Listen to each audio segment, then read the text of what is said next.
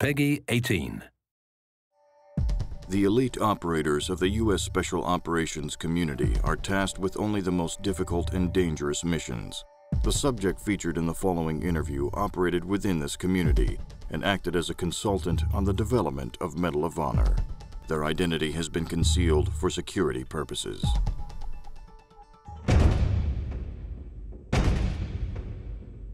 I had a teacher, in high school reading about history, and I remember telling her, because I was kind of a smart ass, and I told her, I don't want to read about somebody else. I want to make history. I want to do it.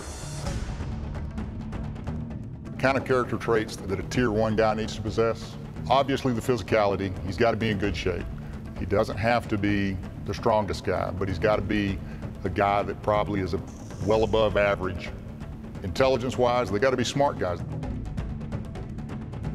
In the big Army, you're more of a hammer. It's a large instrument.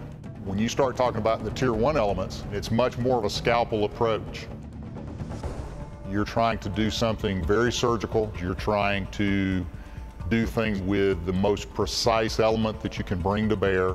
And a lot of times that can be just a single Tier 1 operator.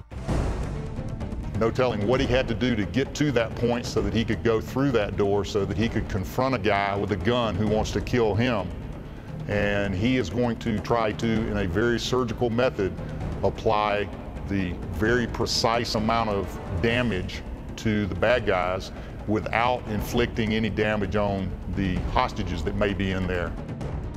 He's risking his life to save somebody else's life. He's doing it at great risk to not only himself, but his teammates. I would rather take a bullet myself than do something stupid that resulted in one of my buddies getting shot. I wish that the public in general could have an understanding of what guys do. Not just what they do operationally, but what they sacrifice for years and years and years in order to be the guy who is at the tip of the spear.